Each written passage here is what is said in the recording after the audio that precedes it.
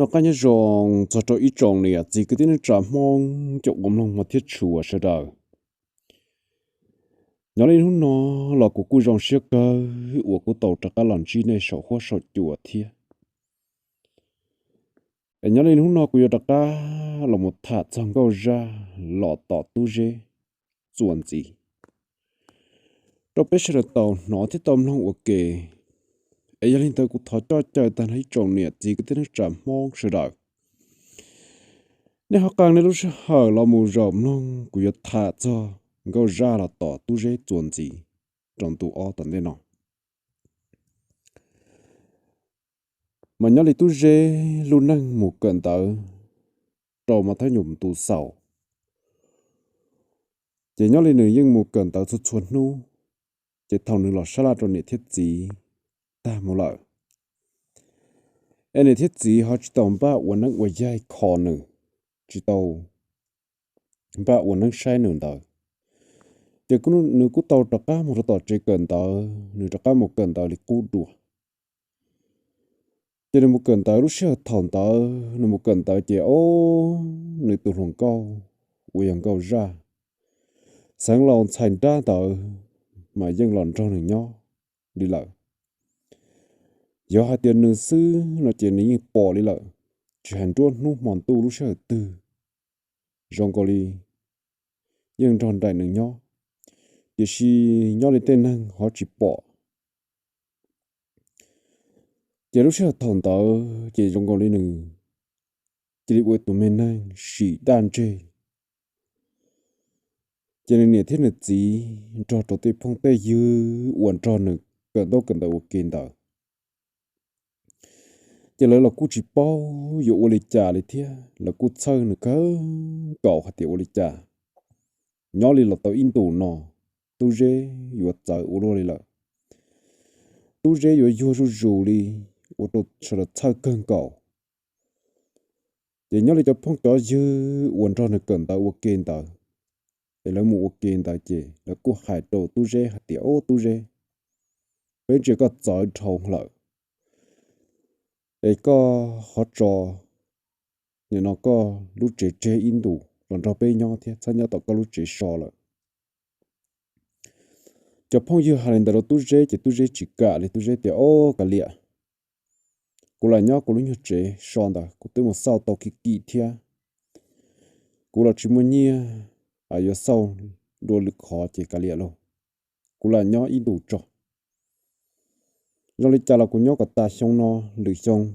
để yêu nhau cả tư là mình thiệt đủ cả chất chia tôi rất hành ta sư để chỉ cho phong dương chia chỉ là cú sao cơn cầu đi lợi là cú sa thì của lịch trả tôi rất yêu hành nhau rồi là thiệt đàn tên ta tôi rất chừng chỉ tao đàn chơi trong lịch ta hay tôi rất tất cả mình cho là bự mình cho là nhau ở lịch trả số chỉ thằng ta là tôi rất hay chỉnh cho là bự ý rồi lợi nó chỉ là cú sa chỉ thông cho tôi rất cái lịch thiệt cái thằng đó tôi rất này thích gì chỉ là tôi rất yêu rủ chỉ là cú chơi cơn cầu lì thật chơi tôi rất tại sao chỉ nhớ lấy tôi rất chỉ tôi chua mò chỉ tôi rất dùng cầu lì nhưng một là ít mò đi thằng thằng đó là tất cả nó chỉ một là ha tôi không còn được tuân trò tôi rất nhớ ít mò đi là thế nhưng ở tôi rất bỏ những tuân trò nữa nhớ nữa thả chỉ cái nhớ sĩ thả lên tờ họ tôi rất để lúc trẻ chỉ tết thầu tu dê cô chỉ tu dê họ mù và rau và mỏ trong cái nó tết thầu tu dê cần chỉ tu trong con tờ họ một rau và mỏ trong cái nó mà nhớ là lúc khi họ thòng tờ chỉ tu dê nhưng tròn trại tu dê tu trong câu và dần sáng lẩu thành ra tờ về tụng câu ra tờ chỉ nhớ là tất cả mọi ít mỏ chỉ tu câu ra tờ chỉ tất cả là cho tu dê một đùa một sai để mình chọn tờ mà sai chi mà ô tôi dễ chữ tổ tịch chọn được ta rồi luôn để mình chờ rong câu để mình đi chờ cha là một chữ được để mình cá rô quả là nhon tờ chỉ mấy mò chỉ này nó sẽ cho tôi dễ mù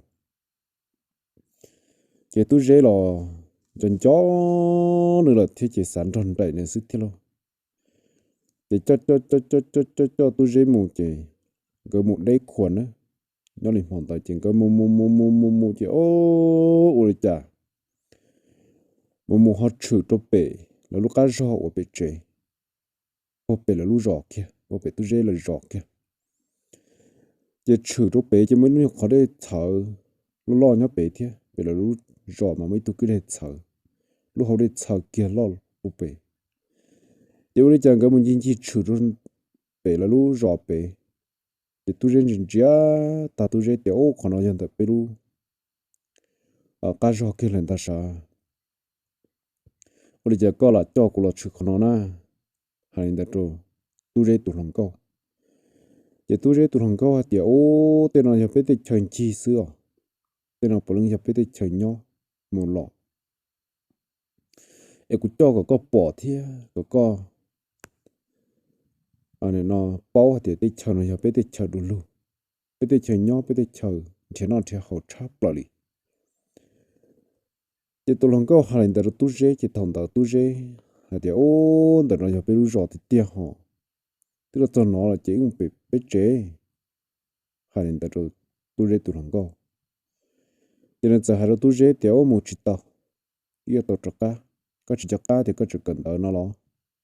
hành linh đặt tôi dễ thì tôi dễ đạt thằng đó ô do tiêu do nó nói chỉ lúc sau thằng đó chỉ tôi vô can tôi cho tệ mà chỉ tôi chỉ mong là ta chỉ thằng đó chỉ tôi dễ mà đi còn nữa xa tôi dễ cho cá còn tôi dễ chỉ bao thì tao kể vô lò đi trả lại nó tiền cái cú lò một chế lò rõ sức chỉ chân tua là tất cả chân tua anh ta tôi dễ lúc chờ nhau rồi chân tua chỉ tôi dễ nó đang chơi trắng thì ba ô bây giờ tụi lòng câu nó cho cùng một tà lì lịch sử nó chỉ thằng ta chỉ tụ lòng câu tại những hạt tiền cũng sao có là cho chơi là can thu là chỉ có một cần tao ấy chỉ cũng mà các loạn chỉ có đùa cứ mà chỉ thả đùa hắn lên ta sức chỉ tụi lòng câu bày lại chỉ tôi dễ mà đi rau xa thì ô bây giờ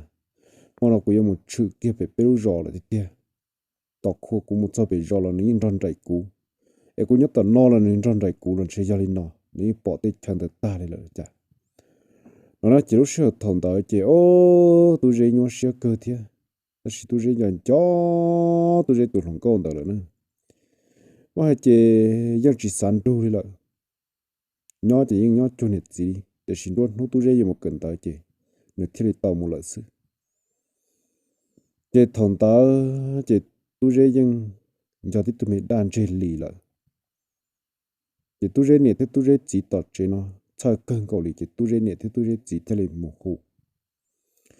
ít tụi thâu lò lò tụi thâu tờ luôn về hồ năng chư nữa nè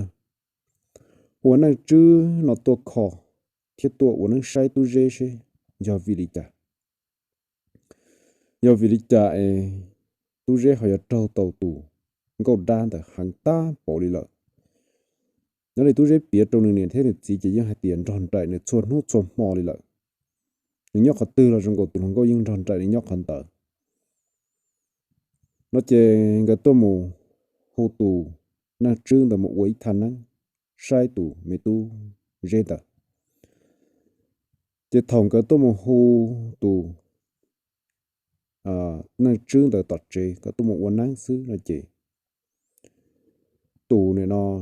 luồng câu ở nhà tu dễ tù câu ra tại nhưng hải đó tu dễ tiểu tu dễ con này thì có gì cả dù hồ làตัวcủa cũ chỉ bù là chưa có để khi cũ hai đó có hạt tiền có giờ cũ tù nhà nó phải học cũ xưa là chỉ dùng để trả là tới rồi cũ chỉ cho có chơi lỡ tới u chua cổ u rau trắng hai là tới rồi cũ chỉ cho có chơi nó tu dễ có giờ tù nó cũ lú thì cũ cho cũ nhẹ chấp lại cũ lần chơi tàu có rồi nó mà chỉ vào cái chỉ cũ chỉ cho có chơi hắn lên đó tu dễ chỉ tu dễ thì tiểu của tu chỉ bao về của tôi nhau của khăn nào của tinh thần trái coi nó để có hai đứa có đã chi nè cô này thấy cô chỉ là chỉ bỏ à tới rồi nhà nó có là hai sự tiếng nhớ chỗ kia nó có thể hai đi cha na hai đi tới để tụi nó có chị lúc sau thòng tao chị để tụi nó có mà bịa thì ô con à có chỉ bao thì chỉ cụ bao nè con nè thì có gì rồi nè tôi một tối tôi hú cầu lia nè hú cầu lia nè tôi của cú là lấy chỉ bố của yo con là lấy tôi cầu lia là nhau nữa cầu lia là hắn ta rõ mà lấy tôi của chỉ bố nhau kì tôi chạy cú của cú tận để con một chỉ bố cú bỏ con lại lấy cầu lia hắn nè thì khi mà hắn của cha là cú như là tôi cho cái tàu cọ của cái tàu cọ rồi có cũng cho con là chơi chỉ tàu cọ là nó chỉ xịt thẳng có thể xịt thẳng lên đó chị tới chú lên đó chị nhớ lên mòn tờ chị rồi có thôi nên chương được tụ quân năng khó và quân năng sai bắt đầu chế rồi quân năng sai tờ chế họ you know tu chế nhớ tổng hiện nè chị ô thằng đó chị thôi nên chương tụ quân năng kia tụ bể bể rõ bể là chế lên ta nè tụ quân năng sai kia chị năng chương tới mà tới tới của công thế chị quân năng tổng quật chi kia sự chị ô son chuột kia là một cái do là đủ trâu đã ra trở trăng đi lần ta để thằng ta năng chứ một cái công gì à tụ rồng công để tua lần ta ư mòn ta chê nhà nó năng chứ gì à tụ rồng công để một tổ tọt là chê lợ chỉ chẳng mòn ta chê chỉ bỏ tuôn ta nhà nó tu chê đi lợ tu chê bự mòn ta chỉ nó đã chỉ bao đã chỉ đi chỉ mua đã chỉ là một tổ tu chê đi lợ chỉ y mò cho tu chê học bự tổ tao rồng bự họ chỉ cho một bỏ tên mình chờ thế chỉ tuân ra tu dễ nhỏ chỉ tuân ra tu dễ thả chỉ mong là tu dễ sát chỉ thông để với ta có giờ tam bảo nữa họ chỉ bỏ tu làm công được tua lên là thiệt luôn đó thì chỉ nhỏ lên mong tớ là chỉ na trương được tứ tua mù của cái công việc tu làm công được tua rồi tỏ là chế chỉ na trương tư muốn được bà thế muốn được khí chia nó muốn được bà thế muốn được khí chia chỉ thông tới chỉ năng chữ và năng kỳ lọ và cái công khi tao chia tí sĩ chỉ năng chữ hải đồ nhà nó tu dễ nhẹ thiết gì tiền ta chỉ nó chỉ của hải tàu nửa thiết của một khi tao cả một trâu nửa tây nửa chờ lợi cho một cho trâu nửa thế nửa gì giờ nửa thế nửa gì mà chỉ cá nửa rong để chỉ cho nó các tua thiết chỉ lười rau tới rồi nhà nó nhà bao xí nó mà hai lần tới nữa chỉ tới rồi mà nó này tụ mình nhiều anh vô tao trong quỹ ít mỏ can tu chỉ mà đã chỉ lộ vào trong này đó nó chứ hai lần tới chỉ nó chứ kỹ năng lọt chỉ nó chứ thật năng ta rồi lợi nên tới chỉ mong tới chỉ năng chứ đó là quỹ ít mỏ bị chỉ can tu chỉ là tại sao nó chứ cho các một chỉ là chỉ là tàu ôm mỏ tàu can tới chỉ tu dễ bự là tu dễ tàu tàu rộng bự chỉ mà đã chỉ là ta có chút chuột tu dễ này chỉ mua đi chỉ thông tàu chỉ tu chọt cho các chọt đồวันเสาร์วันอาทิตย์จะตู้เจตะก็หลอดเจนู่นเนี่ยที่เนี่ยจีนู่นเนี่ยเดียวไม่ตู้ก็ปืนต่อเป็นหมอนอปอก็ตัวหลังก็หลอดจอก็หลอดเทียก็ตัวหลังก็ปลดจอก็มัวชิโรคอตื้อละมันจะตู้เจจะเต้ตรงกันเดียวโอ้จีปอเลยละจีปอเลยละยังจีปอเลยนะหาลินต่อซื้อเจงก็ยังจีนุ่งเตาที่นุ่งบนต่อซื้อtiền nhau lên mòn tàu tu dễ đã cả là một bự bò bể cái vang cái bò bể là lú chế bò bể giò了tiền nhau lên mòn tàu kia chế rong gọi tu lòng con tàu rồi cho tu dễ ta rồi giờ là nhẹ thiết gì ôi giờ sáng lâu là những cả rong cơ cho tôi mà tôi thấy cả rong cơ kia rồi thế thì mà nếu như thiết kiến chỉ tu một cho tu dễ cho nên tất cả nhiều tàu kỹ tôi muốn sai tê chờ của tôi dây nhỏ chỉ bỏ tôi dây lại cho nên tiền liền là bỏ bể là chuyện nào lo chỉ tôi dây bự bể bể là chuyện nào luôn chỉ thằng ta chỉ cổ liêu cái công chỉ ta tới mình có trong tới chỉ người lo bỏ thì xin lo chỉ tao chế đi thì mình cho tôi dây cân cầu đi thế tôi dây là những cho nó cân cầu đi nữa thằng ta giờ lúc sau thằng ta chỉ tôi dây bự hỗ trợ cho nên thì lỗi tung bỏ sủa giọt tông cho tôi dây tiền tôi dây tôi chả cũng dân cho cậu luôn có một bao tiền cũng chó có mình cho sẵn đại đua xíu chip lo rồi cho nên cậu liên thì xíu phải tam bộ đi để mình có trong để cậu liên rồi và cái công chạy thế chỉ ta chỉ bộ cũng cả tổ là cho có chỉ có để cũng cho có thầu là tôi dễ cậu liên xíu phải thầu cậu liên mới chạy cũng cho con có cả là chỉ tự tôi đó cái mùa xì mà cũng lo chỉ tao có lịch xe rồi rồi hà linh đó nữa chỉ lúc xưa thằng đó chỉ ô tôi dễ giờ ôi giờ tông lên đó chỉ tôi dễ nó đang lọ chỉ tôi dễ cứ như xua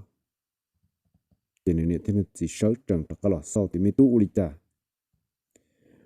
nó chỉ nên chỉ biết thì ô nè hết gì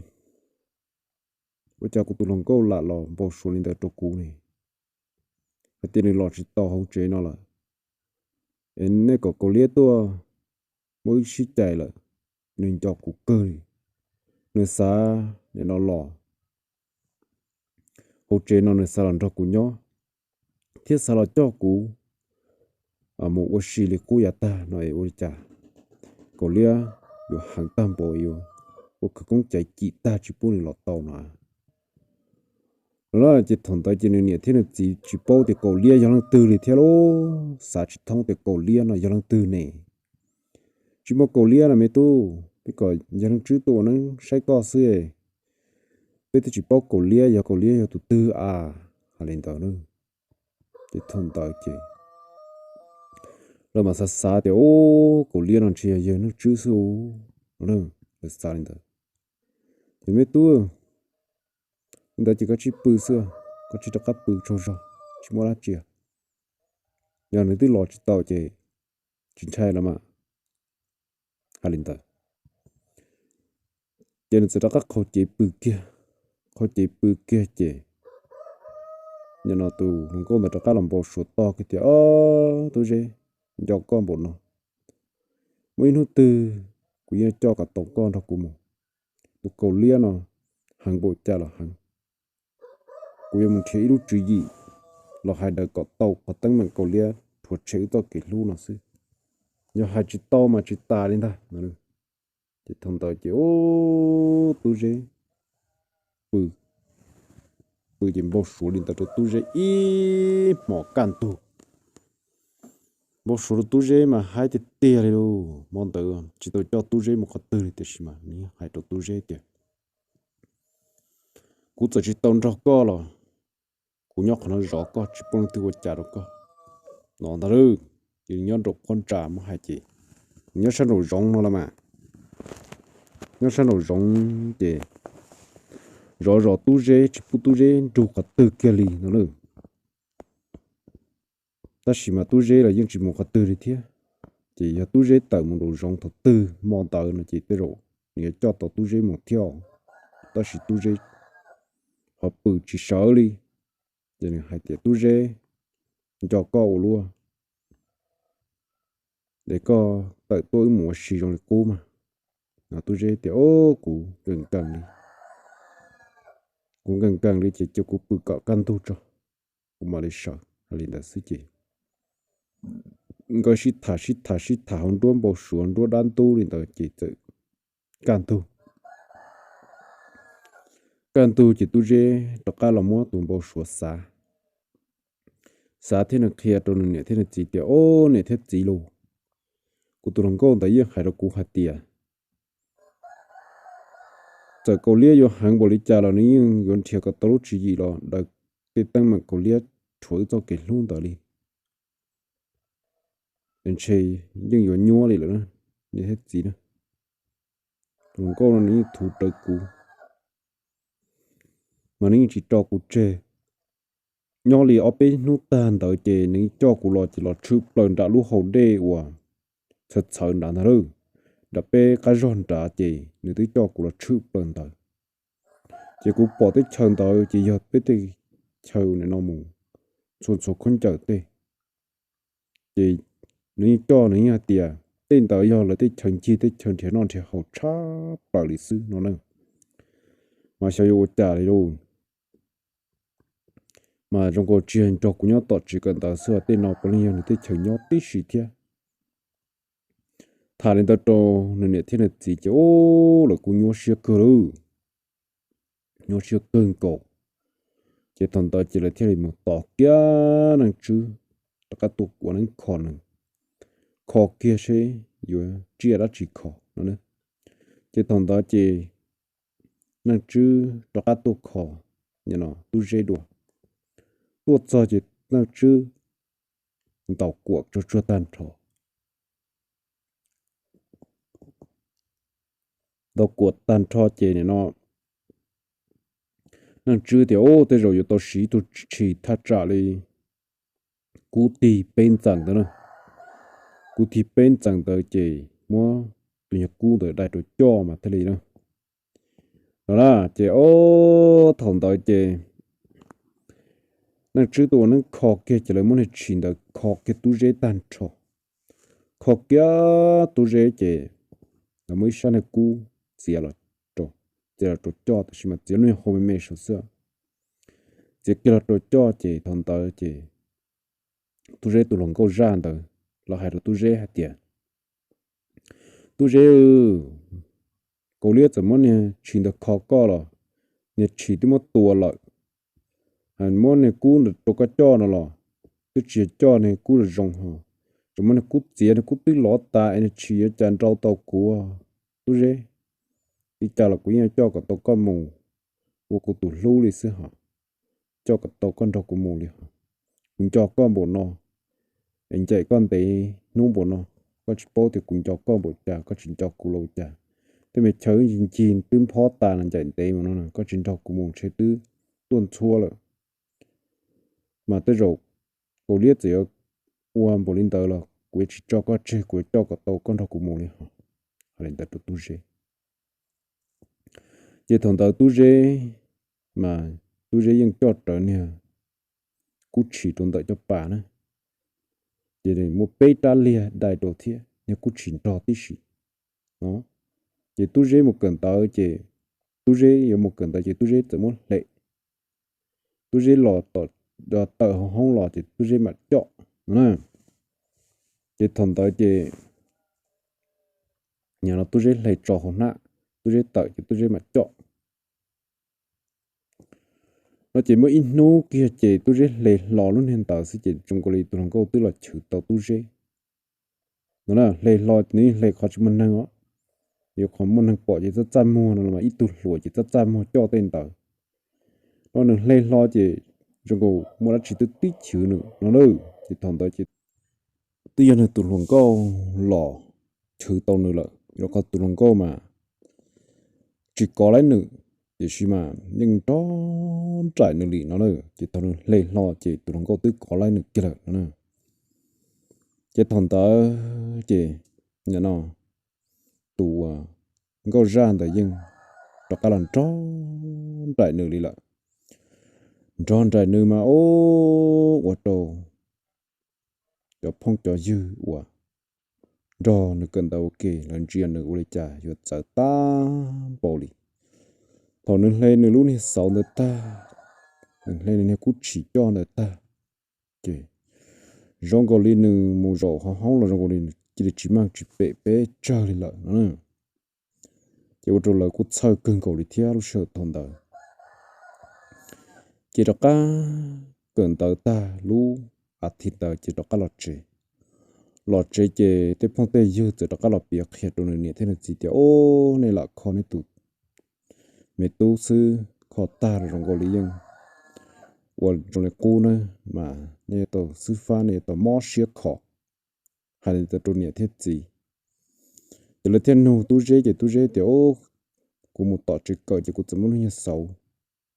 cho nên liệt thế này cũng chỉ được lệ tôi cũng lên lo lên đó chỉ ta nó là chỉ chữ cũ cũng chỉ tới chỉ là chỉ li chỉ trong cổ li của tôi không có đấy nó khá là tròn trải cũ là cái soi của tao cũng nhiều hai lên đó chỉ thằng đó chỉ là thế này nó có một tọt nó chữ rồi tọt nó chữ tua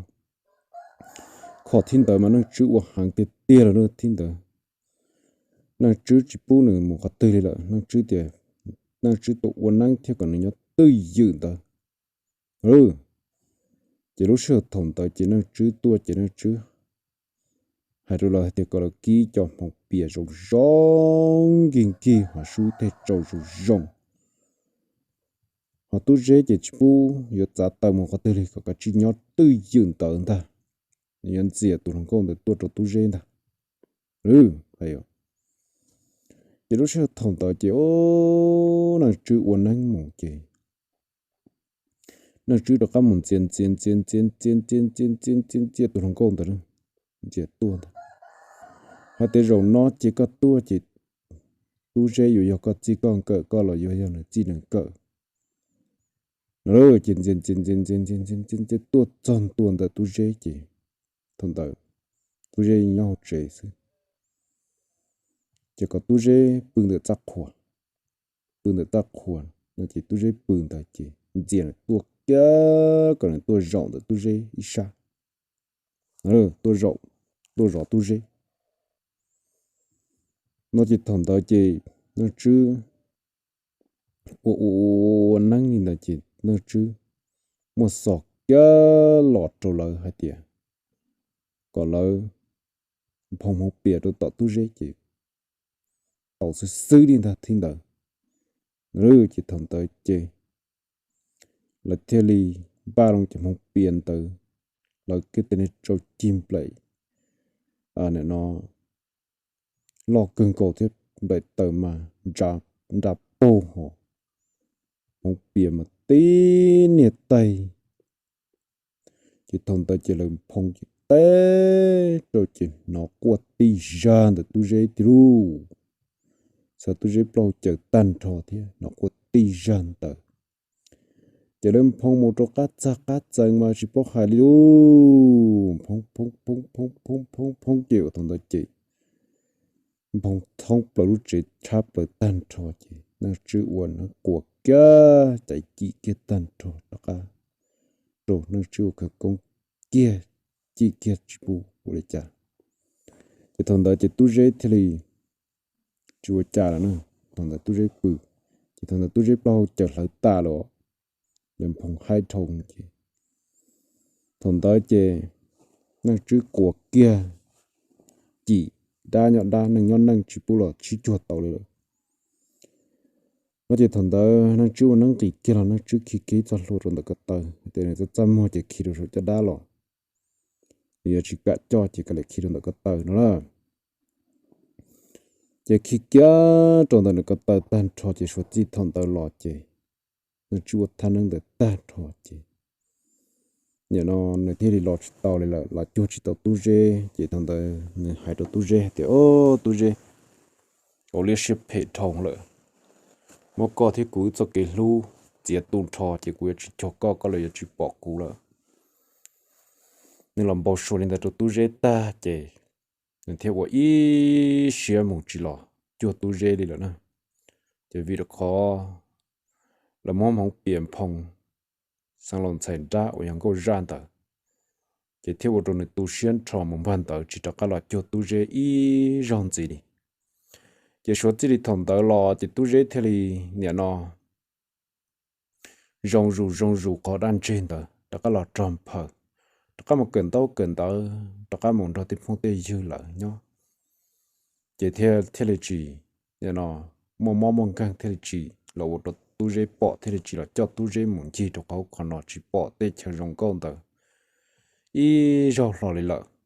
chỉ thằng tờ chỉ tụng câu gian tờ nhưng tu xuyên thọ chỉ đó cái là cho tu dê thì chạy đó cái là vấn năng rong thế thì đó cái là nhà nó nhỏ thì tụng chỉ một bù họ thì tụng mới tròn phở tu dê thì cần tao lò mù đồ xong nó thế chỉ nó uli cả đồ tu dễ là cho rồi nên ta xin nó mà gia đình ta ít trồng nhiệt chỉ cái tên là trả máu sẽ đòi cú mua tu dễ luôn năng uổng câu ra phân là tọt tu dễ muốn chi rồi ra tây ra chờ lọt sau đi nó sư